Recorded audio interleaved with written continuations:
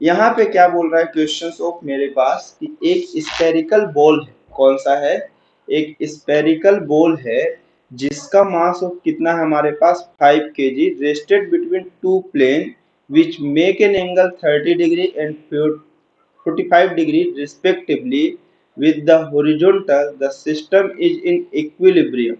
Find the normal force exerted on the ball by each of plane. The plane are smooth. वो ये बोल रहा है कि इस तरह से 30 डिग्री और 45 डिग्री के दो इंक्लाइंड प्लेन के बीच में एक बॉल ऐसे फिक्स हो गई है। तो मुझे ये बताना है कि एक्चुअल में ये बॉल पे कितना ऑफ अमाउंट का दोनों ऑफ सरफेस मेरे पास इस पे क्या लगा रहे होंगे, नॉर्मल रिएक्शन। तो मैं इसे फर्स्ट सरफेस कंसीडर कर लेता हूं और इसे कौन सा सरफेस कंसीडर कर लेता हूं, सेकेंड सरफेस कंसीडर कर लेता हूं। तो मैं ये कंसीडर किया कि इसके सेंटर से सबसे पहले, सेंटर से पहले बाद में बात करेंगे, सबसे पहले हम लोग यहाँ से बात करते हैं।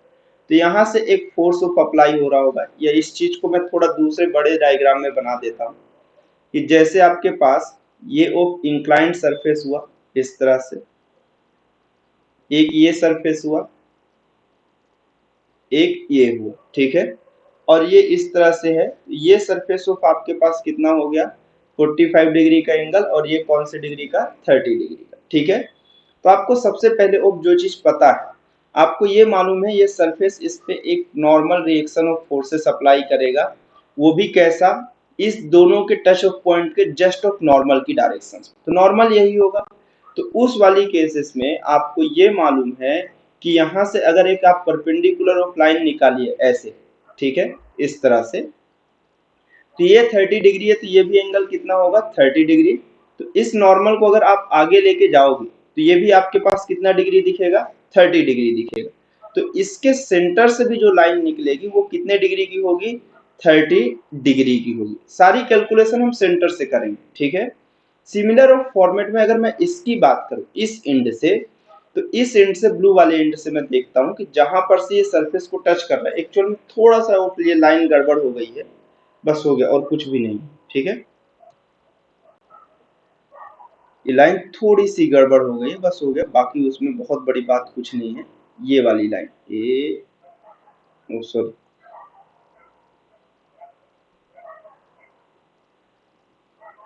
ये लाइन थोड़ा अपने पॉइंट से बाहर चली गई, ठीक है। मैं इसे थोड़ा इसके स्मूथ ऑफ सरफेस पे लेके आता हूँ, लगभग लगभग कुछ इस तरह से जा रही होगी, ये इस तरह से। तो ये 30 डिग्री हो, एंगल पे कोई चेंजेस नहीं है, वो मेरी लाइन ऑफ इतनी परफेक्ट नहीं बन पाई ताकि आपको प्रॉब्लम ना हो देखने में, बस इसलिए मैं ड्रॉ कर रहा हूँ। ये कितने डिग्री हो गई, 30 डिग्री। तो ये भी सेंटर से कितने डिग्री पे होगा, 30 डिग्री से। अब सेकेंड वाले सरफेस को बनाता हूँ, ये यहाँ से मेरे पास एक लाइन ऑफ ड्रॉ कर रहा होगा कुछ इस तरह से, और इस तरह से सरफेस को छूते हुए चला जाए, ठीक है। तो अगर आपके पास ये चीज है तो आपको ये मालूम है कि हॉरिजॉन्टल से ये सरफेस ऑफ कितने डिग्री के एंगल पे होगा, ठीक है।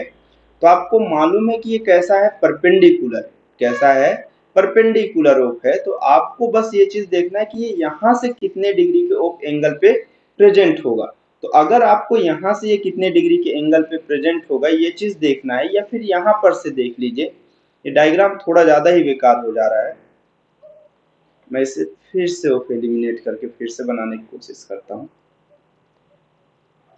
दो अलग अलग फॉर्मेट में बना देता हूँ। देखिए, बस सबसे पहले वो अलग अलग फॉर्मेट में बनाता हूँ कि जहां पर से आपको इजीली वो समझ में आए। सिर्फ सबसे पहले मैं सिर्फ एक सरफेस से बनाता हूँ, ठीक है, इस वाले सरफेस से 30 डिग्री से जो ऊपर ऐसे रखा हुआ है, ठीक है, यहाँ पर के लिए बनाता हूँ, इस वाले पॉइंट से, इस वाले से ऐसे लगेगा। तो आपको ये मालूम है कि ये सरफेस ऑफ इस तरह से गया है, तो ये अपने परपेंडिकुलर से ये 30 डिग्री ऑफ एंगल ड्रॉ करेगा। तो यहाँ से ये दोनों के बीच का एंगल भी कितना होगा, 30 डिग्री। तो इसके सेंटर से भी ये कौन सा डिग्री हो जाएगा, 30 डिग्री। एकदम सिमिलर ओ ऊपर वाले डायरेक्शन से अगर मैं लूं तो वो कुछ इस तरह से मुझे दिखेगा, ये इस तरह से, ठीक है। अगर इस वाले पॉइंट से देखिए तो ये नॉर्मल रिएक्शंस ऑफ इसी डायरेक्शन पे अप्लाई कर रहा होगा, ये परपेंडिकुलर होगा, ये 45 डिग्री होगा। इस तरह से अगर आगे ऑफ लेके आए तो आप आगे देखने की कोशिश करिए कि यहाँ से एक लाइन ऑफ इंटरसेक्ट करते हुए जा रही है, ठीक है। आपके पास ये चीज बस क्वेश्चंस पे पूछने की है कि ये ऑफ एंगल कितना होगा, ठीक है। तो आप जानते हो ये एक परपेंडिकुलर होगा, ये 45 डिग्री, अगर इस वाले ऑफ एंगल की मैं बात करूं, ये जो राइट एंगल बना है ये 45 डिग्री, तो ये भी कितना होगा 45 डिग्री होगा। तो अगर ये एक परपेंडिकुलर लाइन ड्रॉ किया जो कि इसे कैसे टू पार्ट्स में डिवाइड ऑफ कर रहा हो, सेंटर से निकल रहा हो, तो ये राइट एंगल अगर यहाँ पे हुआ ये 45 डिग्री ही एंगल रहेगा, तो रिमेनिंग भी कितना हो जाएगा, ये 45 डिग्री होगा। लोगों को ये देखने में प्रॉब्लम होती, बस इसलिए मैं ड्रॉ कर दिया, ठीक है। तो अब उसके बाद अब मैं कहूं कि मेरे पास एक नॉर्मल रिएक्शन ऑफ इस तरह से आ रहा होगा, ये N2 होगा। एक नॉर्मल रिएक्शन ऑफ मेरे पास इस तरह से जा रहा होगा, ये N1 होगा। तो एक वेट ऑफ कौन सा अप्लाई हो रहा होगा, mg डाउन साइड ऑफ हो रहा होगा। अब ये अलग अलग एंगल्स पे प्रेजेंट होंगे, तो लीजिए आपको यहीं पर मैं एंगल दिखा देता हूं। आप देख चुके हो कि ये 30 डिग्री का एंगल है, और ये ऑफ मेरे पास कितने डिग्री का है, यहाँ से ये 45 डिग्री का है। बस ये बात ऑफ हो गई आपकी, ठीक। अब मैं इसे एलिमिनेट करता हूँ, मैं जो चीज दिखाना चाहता था इनका काम खत्म हो चुका है। आप आराम से इसको देख के सॉल्व कर सकते हैं, ठीक है। अब देखिए, तो यहां से इसके दो कंपोनेंट दिखेंगे, N1 के दो कंपोनेंट आपको दिख रहे होंगे, एक इस डायरेक्शन में होगा N1 साइन 30 डिग्री, और एक इसके परपेंडिकुलर में है मेरे पास N1 cos 30 डिग्री। उसी तरह से N2 के भी दो कंपोनेंट होंगे, एक होगा N2 साइन 45 डिग्री परपेंडिकुलर में एंगल की डायरेक्शन से, और एक इस डायरेक्शन में होगा N2 cos 45 डिग्री, ठीक है। इस तरह से होगा। अब आपको ये मालूम है ये इक्विलिब्रियम में है, तो मतलब हॉरिजॉन्टल ऑफ फोर्सेस का समेशन कितना होगा, 0 होगा। तो आप जैसे ही लिखोगे सभी समेशन ऑफ हॉरिजॉन्टल फोर्सेस और वर्टिकल फोर्सेस की वैल्यू ऑफ कितनी है, 0 है। तो अब मैं क्या कर रहा हूँ, पिछले क्वेश्चन में ये मैं दिखा चुका हूँ, तो जो इस साइड के फोर्सेस है इसको निगेटिव और इस साइड वाले को फोर्स पॉजिटिव लोगे, फिर इक्वल के दूसरे साइड जाएगा, तो ये दोनों इक्वल हो जाएंगे। तो मैं डायरेक्टली लिख दे रहा हूँ N2 sine 45 degree is equal to N1 sine 30 degree, ठीक है। तो ये वैल्यू ऑफ मेरे पास कितनी होगी, ये चीज मुझे जानने की जरूरत है, ठीक है, कि N2 साइन 45 और N1 साइन 35 की वैल्यू ऑफ कितनी होगी, 30 की वैल्यू। तो अगर मैं ये कहूँ तो N2 साइन 45 की वैल्यू होगी कितनी, 1 बाई ऑफ √2, और N1 तो N1 ही रहेगा, लेकिन साइन 30 की वैल्यू आपके पास होती है 1 बाय 2 हो गई। सिमिलर ऑफ वर्टिकल डायरेक्शन में अगर आप देखिए तो ये N1 cos 30 अप साइड के फोर्सेस को एक साइड लिख दिया, और डाउन साइड के फोर्सेस को एक साइड लिख रहा हूँ, ये mg हुआ, प्लस ऑफ अगला कौन सा हो गया, N2 cos 45 डिग्री हो गया, ठीक। वैल्यू पुट करना स्टार्ट करते हैं। N1 cos 30 की वैल्यू ऑफ आपके पास यहाँ से कितनी आई, सॉरी, cos 30 की वैल्यू आपके पास कितनी आ गई है, स्क्वायर रूट 3 बाई ऑफ कितना होता है 2, इज इक्वल टू आपके पास ये कितना हुआ mg plus of N2 cos 45 की वैल्यू कितनी हुई आपके पास 1 बाय √2 हो गया, ठीक है। तो अगर मैं यहां से N2 की वैल्यू फाइंड करना चाहूं तो N2 की वैल्यू कितनी आएगी, N1 इंटू √2 बाई ऑफ 2 आएगा, ठीक है। तो बस यहाँ पे वैल्यू ऑफ मुझे पुट करने की जरूरत है, ठीक है। अब जैसे मैं यहाँ पे वैल्यू ऑफ पुट करता हूँ, N2 की वैल्यू पुट कर रहा हूँ, तो मुझे कितना हुआ N1 square root 3 by of 2 is equal to mass की वैल्यू कितनी है 5, और g की वैल्यू ऑफ 10 है, प्लस N2 की वैल्यू ऑफ कितना मेरे पास N1 इंटू ये कैंसिल आउट हुआ, ये कितना हो गया आपके पास स्क्वायर रूट 2 हो गया, ठीक है। स्क्वायर रूट 2 से ये 2 वाले में जब कैंसिल आएगा तो एक स्क्वायर रूट 2 बच जाएगा, ठीक है। N1 by of square root 2 into 1 by of कितना हुआ स्क्वायर रूट 2। तो यहाँ से आपको ये समझ में आया कि ये फॉर्मेट सेकेंड साइड आएगा, तो N1 को अगर मैं कॉमन लूँ तो square root 3 by of 2 minus of ये कितना हुआ 1 by of 2 is equal to 50 हो गया। तो यहाँ से वैल्यू ऑफ आई आपके पास square root 3 minus of 1 upon of 2 is equal to कितना हो गया 50 हो गया, ठीक है। यही चीज होनी चाहिए, ठीक है। अगर ये चीज ऑफ होनी चाहिए तो बस इसके बाद वैल्यू हम लोग फाइंड करते हैं कि ये वैल्यू होगी कितनी एक्चुअल में। तो मैं इसे नेक्स्ट पेज में दिखाता हूँ।